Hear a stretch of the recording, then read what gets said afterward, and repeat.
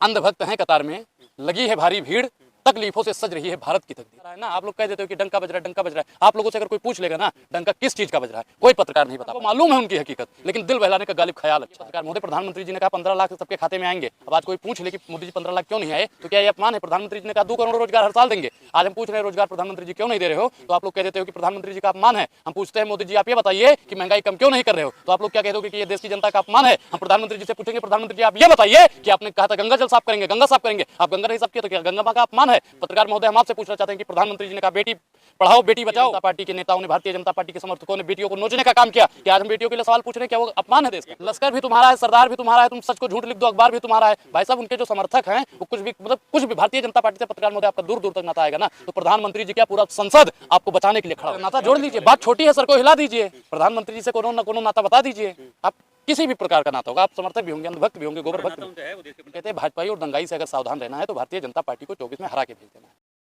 भाई साहब भारतीय जनता पार्टी महंगाई पे बात कब करेगी? आप बताइए, सिविल कोड पे बात करते हैं, सिविल कोड से इनका फायदा क्या? ये सिर्फ मुसलमान क्यों टारगेट करना चाहते हैं? प्रधानमंत्री जी आप बेरोजगारी है इस देश में उस पर बात कीजिए, यूसीसी पे बात करने लगते हैं। हम कहते हैं साहब आप बेरोजगारी पे बात करो, यूसीसी पे बात करेंगे हम जी। हम कहते हैं साहब आप मंदी पे बात करो, वो कहते हैं मुसलमान पे बात करेंगे जी। हम कहते हैं साहब आप देश के लिए बात करो, वो कहते हैं मन की बात करेंगे जी। प्रधानमंत्री जी को अब समझने की जरूरत है, क्योंकि प्रधानमंत्री जी का अब जुमला जो है वो खत्म हो रहा है, और आरएसएस ने भी कह दिया है कि प्रधानमंत्री जी जो जुमला है वो ज्यादा दिन चलने वाला नहीं है। 2014 में पत्रकार महोदय पेट्रोल के दाम 60 रुपए में हुआ करते थे, अब आज 100 रुपए पार हो गए हैं। पेट्रोल 50 रुपए में हुआ करता था, ये भी 100 रुपए पार हो गया है। एलपीजी सिलेंडर जो 400 रुपए का था वो आज 1200 रुपए पार हो गया है। भारतीय जनता पार्टी फिर भी सोई हुई है। प्लेटफॉर्म का टिकट 5 रुपए में हुआ करता था, आज 50 रुपए में हो गया है, फिर भी भारतीय जनता पार्टी और उनके समर्थक सोए हुए हैं। स्मृति ईरानी जी पता नहीं कहा है, राजधानी का टिकट महाराज 14 रुपए का हुआ करता था, आज 2500 रुपए भी पार हो गया है। दाल महाराज 160 रुपए भी पार हो गई है, और पहले 80 रुपए में हुआ करती थी, 60 रुपए में हुआ करती थी कांग्रेस की सरकार में। घी 350 रुपए में हुआ करता था, आज 550 रुपए पार हो गया है। सरसों का तेल जो 50 और 60 रुपए में मिला करता था, आज भारतीय जनता पार्टी की सरकार में 190 रुपए का मिल रहा है। भारतीय जनता पार्टी की सरकार में दूध का रेट भैया 60 रुपए और 80 रुपए पार हो गया है। कांग्रेस की सरकार में यही दूध और दही 40 रुपए और 30 रुपए। आमदनी भाई साहब किसकी बढ़ी है? आप बताइए, किसानों की आय क्या दुगनी हुई? हाँ, किसानों की आय दुगनी हुई? पत्रकार महोदय बताइए आप, क्या उनका जो 40 रुपए और 30 रुपए किलो जो गेहूं मतलब बिकने लगा, क्या आज भी उनका गेहूं 20 रुपए में बिकता है?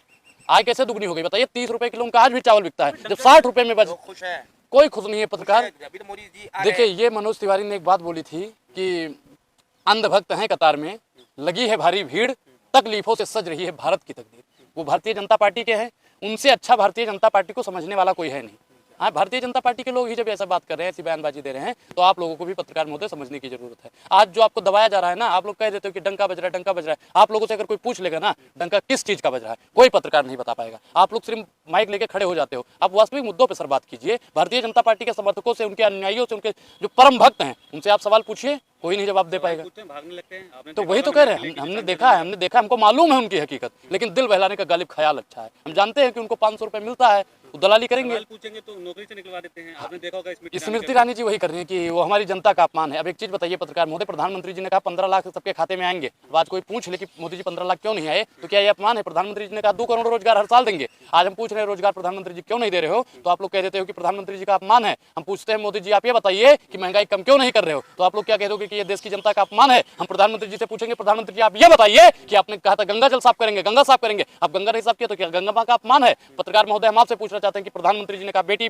पढ़ाओ बेटी बचाओ अभियान जो मोदी जी ने चलाया, भारतीय जनता पार्टी के नेताओं ने, भारतीय जनता पार्टी के समर्थकों ने बेटियों को नोचने का काम किया कि आज हम बेटियों के लिए सवाल पूछ रहे हैं, क्या वो अपमान है देश का? तो क्लीन चिट मिल गई है। तो यही तो सर, लश्कर भी तुम्हारा है, सरदार भी तुम्हारा है, तुम सच को झूठ लिख दो, अखबार भी तुम्हारा है। भाई साहब उनके जो समर्थक हैं वो कुछ भी भारतीय जनता पार्टी से पत्रकार महोदय आपका दूर दूर तक नाता आएगा ना, तो प्रधानमंत्री जी क्या पूरा संसद आपको बचाने के लिए खड़ा हो जाएगा। अच्छा, तो हमारा नाता उनसे क्यों होगा? नहीं, हम क्या कह रहे हैं, नाता जोड़ लीजिए। बात छोटी है, सर को हिला दीजिए, प्रधानमंत्री जी से कोनो ना कोनो नाता बता दीजिए।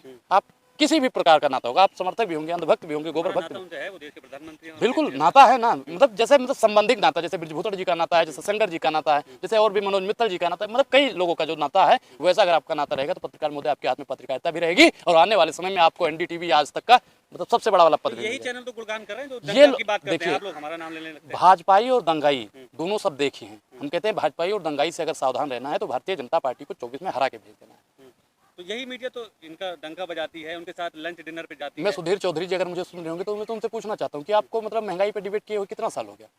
अंजना ओम कश्यप जी अगर हमें सुन रही होंगे तो बता दें कि महिलाओं की बात किए हुए कितना साल हो गया? और रूबिका दीदी आप ही बता दो कि आपको तो मतलब पहले कांग्रेस की सरकार में कोसा करती थी और सरकारों को तो अभी भी कोस रही हो। हैं आप भारतीय जनता पार्टी की नीतियों के कब विरोध करोगे? केवल एंकर नहीं रहेगी, वाइस प्रेसिडेंट होगी एक चैनल मैं क्या कह रहा हूँ कि दलाली करने से सर पद मिल जाएगा, लेकिन मैं कह रहा हूँ कि जितने को वाइस प्रेसिडेंट बना दें या कुछ भी बना दें, रूबिका लियाकत जी अगर जिस दिन भी मोदी जी से सवाल पूछ लेंगी ना, 2 करोड़ रोजगार के बारे में प्रधानमंत्री जी क्यों नहीं बोल रहे हो, महंगाई के बारे में क्यों नहीं बोल रहे हो, मैं खुला चैलेंज देता हूँ, उनको उसी दिन नौकरी से निकाल दिया जाएगा। अरे महाराज एक पत्रकार वैसे था, उसने पूछ लिया आप महंगाई पे मैडम बात क्यों नहीं कर रही हो, आपने कहा था 13 रुपए किलो चीनी वाला, कह रही है साहब को फोन करके नौकरी से लोग देंगे, आप हमारी जनता का अपमान कर रहे हो, तो उनका तो भैया तुरंत बर्खास्त कर दिया। श्वेता सिंह से पूछा 2000 के नोट में चिप कैसी थी, तो उसे गुंडा लिखती है वो पत्रकार। भाई मैं भी पूछ रहा हूँ वो 2000 रुपए की जो वो नोट है 30 सितंबर के बाद बंद हो जाएगी, तो वो चिप क्या करना है? हमारे फोन में स्टोरेज कम है, सुधीर चौधरी जी आप बता दीजिए, वो हम अपने फोन में चिप लगा दें या आरबीआई में जमा करना है? हम तो पूछ रहे हैं और लोग पूछेंगे वो चिप कहाँ पे है, ये बात पूछता है। सुधीर चौधरी करते तो हैं, जनसंख्या बढ़ रही है भाई उनको वही, तो उसी से तो रोजगार हाँ वो जो ब्लैक एंड व्हाइट। एक चीज बताइए, प्रधानमंत्री जी ने पहले कहा कि 1000 और 500 रुपए की नोट से काला धन मतलब बंद करेंगे, काला धन लाएंगे। अब जो अपनी ही बताई हुई नोट भैया नहीं चला पाया 10 साल भी, वो देश का चला पाएगा? तो देश की जनता को समझने की और जानने की जरूरत है कि भारतीय जनता पार्टी अब कमजोर हो गई है और कमजोर कड़ियां हमारे देश में रहने के लायक नहीं है, उन कड़ियों को तोड़ के फेंक देना। तो कह रहे हैं 2024 में अब की बार 300 पार नहीं आएगा तो मोदी। ये सब भैया फर्जी जो जुमला जीवी IT सेल वाले आप लोगों को भेज देते हैं ना, व्हाट्सएप यूनिवर्सिटी का ज्ञान है। फैक्ट पे बात कीजिए, कैसे मोदी जी आएंगे? आप किसी गरीब से पूछोगे ना साहब आटा कैसे मिल रहा है, वो कमर पे हाथ रख के बोलेगा ना बाबूजी बहुत तकलीफ में है। किसी से पूछोगे ना कि बिटिया की शादी करनी है, भैया क्या करे बैंक कर्जा नहीं दे रहा है, अडानी जी अभी पहुंच जाए ना हम लोगों को चप्पल घिस जाएगा, कर्जा नहीं मिलेगा, और अडानी जी को तुरंत कर्जा मिल जाता है। मनोज तिवारी ने एक गाना गाया था, आप लोगों को पता भी होगा कि दौरत धूपत चप्पल जूता घिस गईली बाबूजी नौकरियां ना ही मिलल। हैं प्रधानमंत्री जी के समर्थक कट्टर समर्थक है और गाना मनोज तिवारी जी ने गाया। तो आप लोगों को अब समझने की जरूरत है, भारतीय जनता पार्टी का विरोध भारतीय जनता पार्टी के ही लोग कर रहे हैं। हिंदू राष्ट्र के नाम पे आएगी सरकार। नहीं देखिए मैं क्या कह रहा हूँ, प्रोपेगेंडा चलाया जा रहा है। हिंदू राष्ट्र आप जिस दिन बना दोगे ना मतलब धरातल में चला। आप बाबा साहब को मानते हो नहीं मानते हो? हैं ये देश बाबा साहब को मानने वाला है, गांधी को मानने वाला है, सेकुलर आदमी मानता है, सेकुलर है ना ये देश। सेकुलर आदमी ये देश कौन बाबा? हैं? जिंदा शास्त्री बाबा। मैं भाई किसी बाबा टाबा को नहीं आपने कहा ना जानता, बाबा। मैं बाबा काबा पे ध्यान नहीं देता बाबा का मैं नाम मैं लिया मैं उसको मानता नहीं, फर्जी बाबा है। तो किस बाबा की बात कर रहे हैं? मैं बाबा साहब भीमराव अम्बेडकर जी की बात कर रहा हूँ, मैं महात्मा गांधी की बात कर रहा हूँ, मैं फूले पेरियार की बात कर रहा हूँ, मैं कलाम साहब की बात कर रहा हूँ, मुझे लगा जिंदा शास्त्री। मैं जवाहरलाल नेहरू जी की बात कर रहा हूँ। आप उन पे बात कीजिए, ये बाबा टाबा से देश थोड़ी चलेगा। रामदेव जी भी है। हाँ रामदेव और भाई जितने भी भारतीय जनता पार्टी के समर्थक वाले बाबा हैं, मैं उन बाबाओं पे ध्यान नहीं देता। में जो 30 रुपए लीटर हाँ वो रामदेव से पूछिए आप लोग। रामदेव मैं क्या कह रहा हूँ बाबाओं के पत्रकार, सहारे ही चलेगा हाँ, देश। ये मतलब बाबाओं के सहारे चलाना चाहते हैं। ये देश हमारा संविधान से चलेगा, ये देश हमारा लोकतंत्र से चलेगा।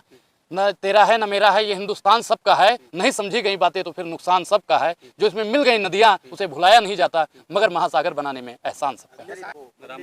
नहीं देखिए आप मंदिर बनाइए, मस्जिद बनाइए, गुरुद्वारा बनाइए, चर्च बनाइए, हमें उससे दिक्कत नहीं है। लेकिन साहब आप IIT कब बनाओगे? साहब आप हॉस्पिटल कब बनाओगे?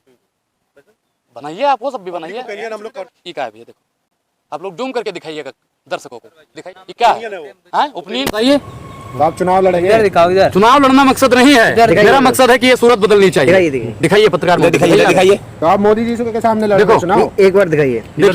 देखिए कौन प्रधानमंत्री जी को पसंद करता है? 7% लोग हैं, 97% लोग हमारे साथ हैं। महंगाई बेरोजगारी से 97% लोग जूझ रहे हैं। आप बता रहे हो प्रधानमंत्री जी का डंका बज रहा है? अरे किस बात में डंका बज रहा है पत्रकार महोदय बताइए। उनसे पूछिए, जो लोग कहते हैं मोदी जी वहां के नारे लगाते हैं, वो 7% लोगों के बीच में आते हैं। उनसे महंगाई बेरोजगारी पे सवाल पूछ लोगे ना, माइक छोड़ के और कैमरा बंद करके चला जाए, नाम बदल दो।